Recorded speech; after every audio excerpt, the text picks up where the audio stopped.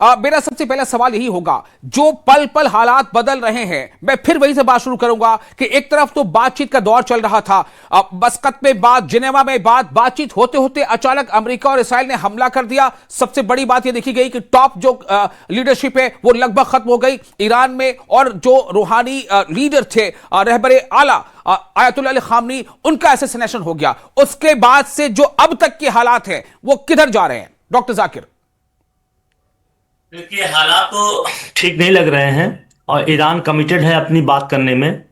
अगर वो इतनी जल्दी जो है निगोशिएशन टेबल पे आता है या जो भी वर्ड इस्तेमाल करिए, सरेंडर तो वो नहीं किया, ना करेगा जी, तो उसकी भी साख अपनी कंट्री में खराब हो जाएगी, खत्म हो जाएगी और लोग इस गवर्नमेंट के खिलाफ भी आ जाएंगे। क्योंकि जिस तरीके से एक आदमियों का सैलाब उमड़ा है सड़कों पे, उससे ये सारी एकदम वेस्टर्न मीडिया का पूरा नरेशन साफ हो गया है।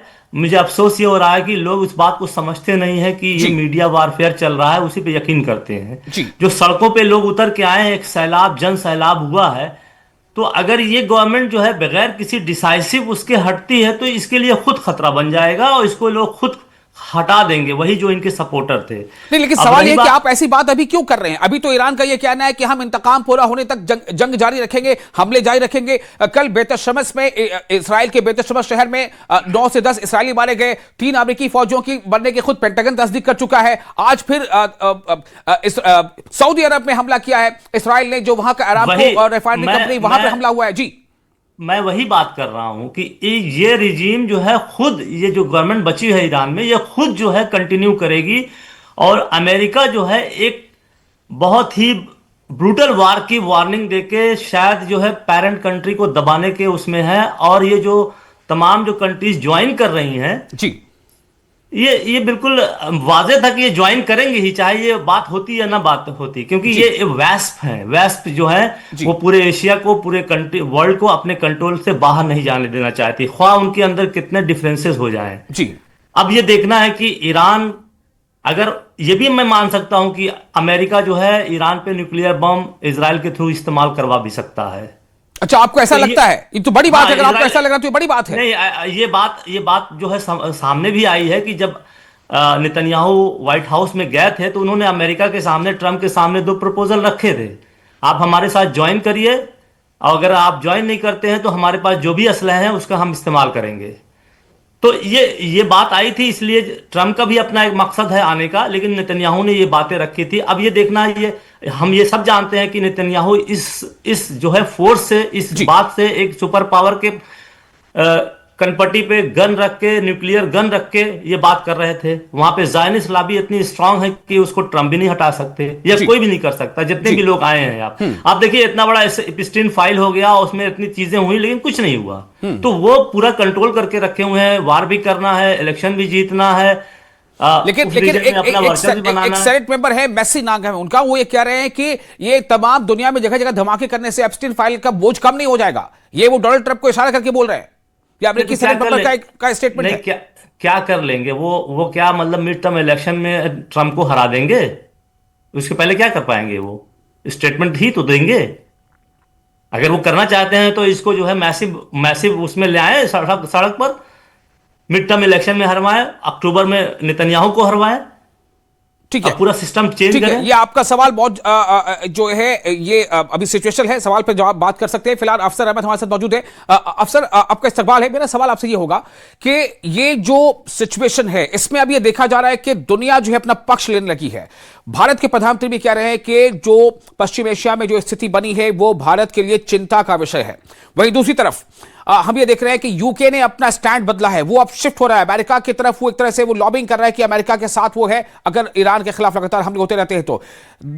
फिर हम ये भी देख रहे हैं कि जो मिड ईस्ट के कंट्रीज हैं वो भी अब कुछ ऐसी बातें उठ रही हैं कि रिटेलिएटरी एक्शन हो सकता है, ईरान अगर लगातार हमले करेगा। आपसे जवाब लूंगा। फिलहाल एक छोटा सा ब्रेकिंग न्यूज, 5 हफ्ते तक जारी रहेगा संघर्ष, ये कहना है ईरान पर हमलों में अब तक का जो हमले हुए हैं। इसराइल का यह कहना है 5 हफ्ते तक जारी रहेगा संघर्ष, 5 हफ्ते तक संघर्ष जारी रहेगा। इसराइल का यह कहना है ईरान पर हमलों में अब तक 555 लोग मारे गए हैं, 4 या 5 हफ्ते तक जारी रहेगा संघर्ष। ये इसराइल की तरफ से बातें सामने आ रही हैं।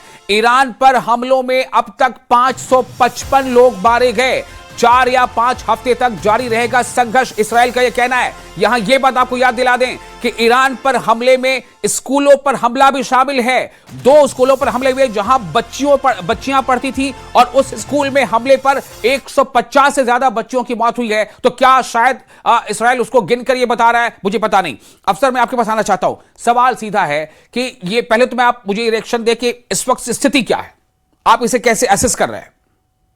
देखिए, मैं ये जरूर कहूंगा कि जो कैलकुलेशंस अमेरिका और इजराइल ने लगाए थे, जो गणित लगाया था, उसे ईरान ने पहले ही दिन बिगाड़ दिया। आप इसे समझिए जी। ये झगड़ा सिर्फ अमेरिका, इजराइल और ईरान के बीच में नहीं रहा, इसमें मिडिल ईस्ट शामिल हो गया है।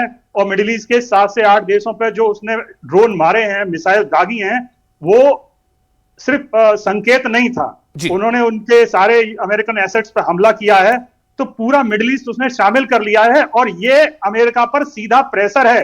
आप समझिए, दुबई पे अगर कोई बमबारी हो रही है, मिसाइल गिर रही है, या आपका कतर पे कुछ जा रहा है, बहरीन पे कुछ जा रहा है, तो आप ये मान के चलिए कि उसने ऐसा अमेरिका मतलब ईरान ने पहले दिन जो है काउंटर प्रेशर क्रिएट किया है। ये बात सही है कि इजराइल को कहते हैं प्रिसाइज इंफॉर्मेशन थी। अमेरिका और इजराइल ने मिलके खमेनी साहब को शहीद कर दिया।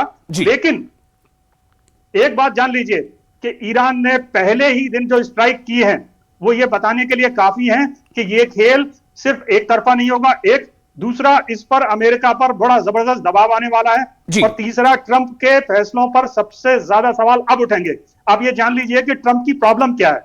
ट्रंप जब पावर में आए थे तो हमेशा ये कहते रहे कि हमें बाहर कोई युद्ध नहीं लड़ना जी। आप समझिए, उनका पूरा उनकी लॉबी, उनका सिस्टम सब इसको फेवर करता रहा, भाई हमें अपना कोई बॉडी बैग नहीं चाहिए, हमें नहीं चाहिए कि हमारा कोई बाहर से सैनिक मौत के बाद यहां आए, ये वो कहते रहे।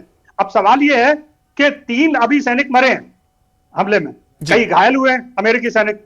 तो ये सब क्वेश्चन क्रिएट कर रहा है। मैं ये सिर्फ ये कहना चाह रहा हूं कि चीजें अब बदल गई हैं, पहले दिन से बदल गई है। IRGC का जो दावा है, मैं माफ कीजिएगा तो आपको रोक रहा हूं।